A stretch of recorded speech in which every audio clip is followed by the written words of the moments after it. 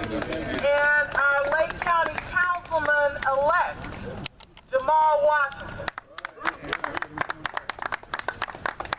You know, as a mother, I remember that Dwight intentionally set this right before Mother's Day because he wanted to underscore that the best Mother's Day a person can have is to know that their child is safe and sound.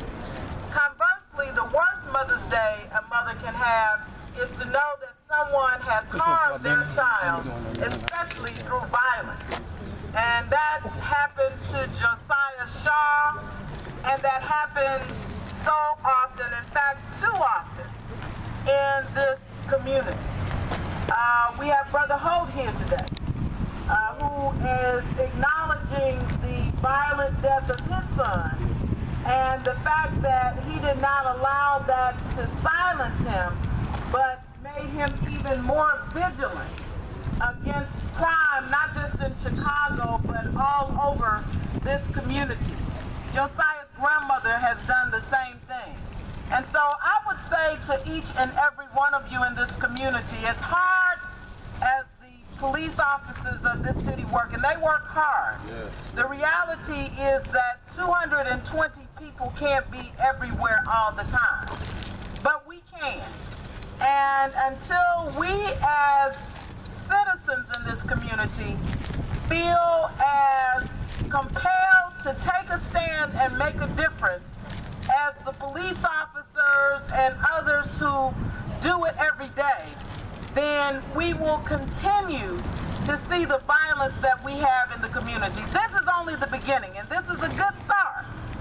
But we have to provide alternatives for our young people to do. And so you have to ask yourself, what kind of alternative can I provide? Is it a motorcycle riding class? Is it a tutoring opportunity? Is it some type of sports activity, chess, whatever it is? If we give them something as an alternative, then they will be less likely to be involved in unproductive behavior. So I just want to thank everybody once again for coming out. I want to thank you for what you do every day. Let's take our city back. Come on, let's give it up for our mayor, Karen Freeman Wilson. Mayor of the city of Gary. Hello, y'all. I want to thank everyone for coming out. Harold Baskin, everyone, the Buffalo Soldiers. And I want Harold Baskin to walk up here and say something. Come on, Harold.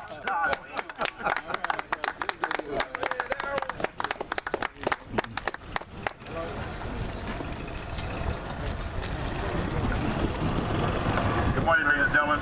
I wasn't expecting to come and say anything. You know, I and wife go back over 45 years. I just come here to support. That's what we need, more support. That's why I came from Chicago this morning with a rally on 57th and Racine, anti-violence march with Father Flake and others this morning. The reality of it is we have to commend the police for doing all that they can do. We got to do that, first and foremost. But again, we got to go back to community and family law. We have lost that. If we don't dictate law in our houses, our kids gonna do what they do. Amen. These ain't no imports from outside. These little Bubba and Ray Ray and Dickweed is living in your house. So then you can't be your friend, you got to be their parents. That's right. And you got to give them the right direction, the right guidance. They hear what you say, but they watch what you do. All right.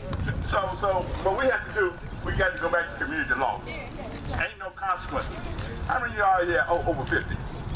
Well, you know what community law is. You couldn't hang on the street corner. You can't walk by Miss Jackson and not help her carry her bag and say hi to her. You got to go back to community law. That's something you couldn't do. You couldn't steal Mr. Johnson's car without getting your head busted.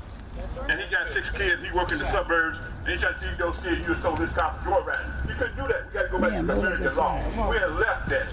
We carving our own little antics, our own little crews, our own little cliques, and we forgot one can't fall for the other. Come on. Police can't do no more than you allow them to do. If you help them, they can do much more. So let's go back to community law. Develop family and community law, and we can stop all the stuff that we got going. Now, don't get me wrong. Some Ray Ray and Junebug and Dickweed gonna have to go by hook or by crook. They're gonna have to go. But keep in mind, it begins with us. The journey 1,000 miles begins with one step. We gotta make that first step. Start in your house first. Stop Your son ain't your buddy or your friend. Your daughter ain't your hangout buddy. Because you 38 years old, she's 14 years old, y'all trying to court the same little 19-year-old boy. You know what I'm saying? Trying to wear the same little spandex and the long Remy hair on your head. So we got to stop that and go back to being who we need to be. I gotta go check something. Okay. Black folks are the best talkers in the world.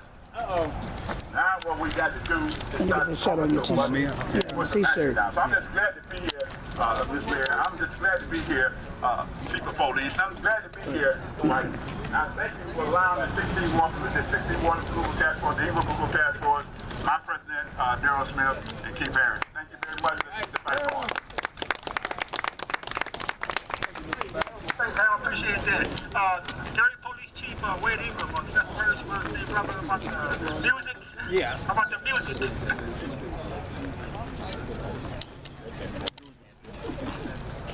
Good evening, everybody. Chief Wade Ingram. I want to thank everybody for coming out. This is the third annual Mother's Day Anti-Violence March that I've been to here with the white Taylor. I just want to thank him and commend him for all of his hard work in the community. And I just don't meet up with him once a year during this annual march. I work with him on a daily basis about violence. I follow him on Facebook. He's got his finger on the pulse with what goes on in our community in terms of violence. He's working hard over in Chicago at McDonald's, just promoting these radio stations, just playing this filthy music that's contributing to this violence. I'd just like to say that I'm a big proponent of this, these anti-violence marches. I think it highlights a problem, bring attention to an issue, which is violence in our community. I think it's just like any other march, breast cancer. I lost my sister 2 years ago to breast cancer, so I participate in those breast cancer marches. We know women are going to continue to be diagnosed with breast cancer, but it did bring awareness and women are getting treated quicker. And that's the reason why I support him with these anti-violence marches, so people are aware of violence going on in our community. And like the mayor, like Harold said, it's just not a police problem. There are 246 police officers that I got on the books. I'm a little short, but we got 80,000 residents, so we're gonna need the help of everybody. Buffalo soldiers, the schools, the pastors, my chaplain, Obadiah Wilson. So we just need the help of the whole community, and we need the help of the parents. The parents got to raise their kids like Harold said. My mother didn't need the police to make me go to school or come in before curfew time. The parents have got to step up and the kids themselves. There's just too much violence that's going on in our community. And I think about Dionne Warwick, we got to come up with a solution. And she said what the world needs is more love. And that's what I think we lacking in our society. We lacking love, we lacking respect. And the police, we can only do so much. We just basically process people and send them to the penitentiary. But it's going to take the community. We're going to need social service providers. We need re-entry programs. We need a whole lot of different things other than just police intervention. And my buddy Quabena is around here. We've been talking about the sweeps, and I know how he feels about the sweeps. But, you know, we have to change the mindset and the mentality of the people where we don't have to have sweeps. We don't have to do those things. We got far too many police officers in our society, but if the people act right, we wouldn't have to have all these police officers policing, but we have to change our mindset. So with that in mind, that's it for me today. Thank you all for coming out. Thank you. Can I get Mr. Holt on there on this camera? Can I get Mr. Holt on there? Jamal, are you anything you want to say? Jamal Washington.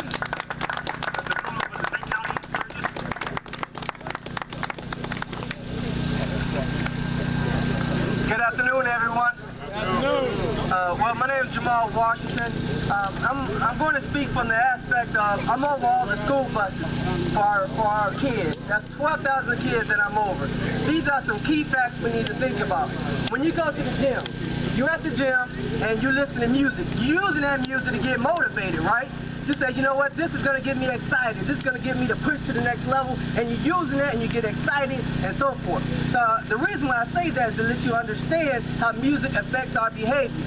So now we're talking about music on another terms. We got the cursing, what I'm going to do to a female, and what I'm going to do to your parent. Now you got other kids, they listen to this music and they're getting excited, right? So now, but they're getting excited for the wrong reasons.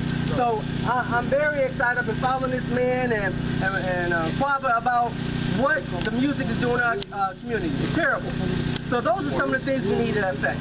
And those are some of the things we need to change. Another thing we need to do is start having more community activities. That's for us to do. You know, we tell the kids to stay off the street, but what are we doing to give them something?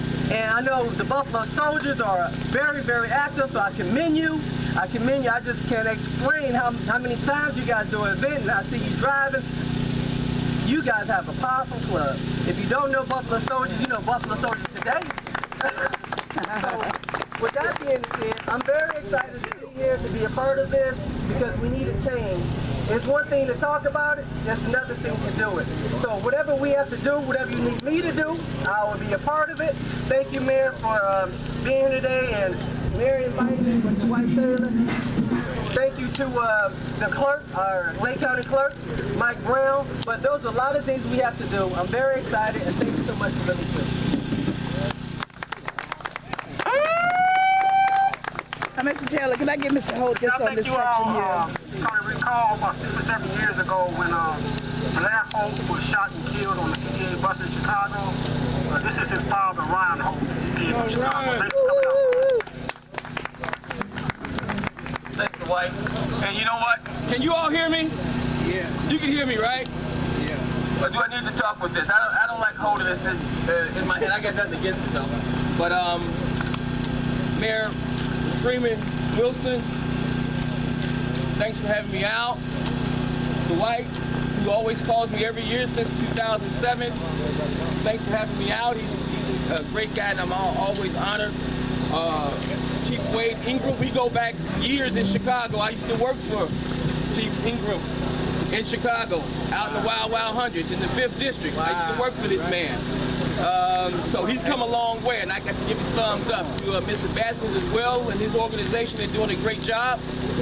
And actually to the Buffalo Soldiers, who I don't get to acknowledge much of, but I've heard about the work that you all do and the commitment that you all have to your community. So thumbs up and keep doing what you're doing.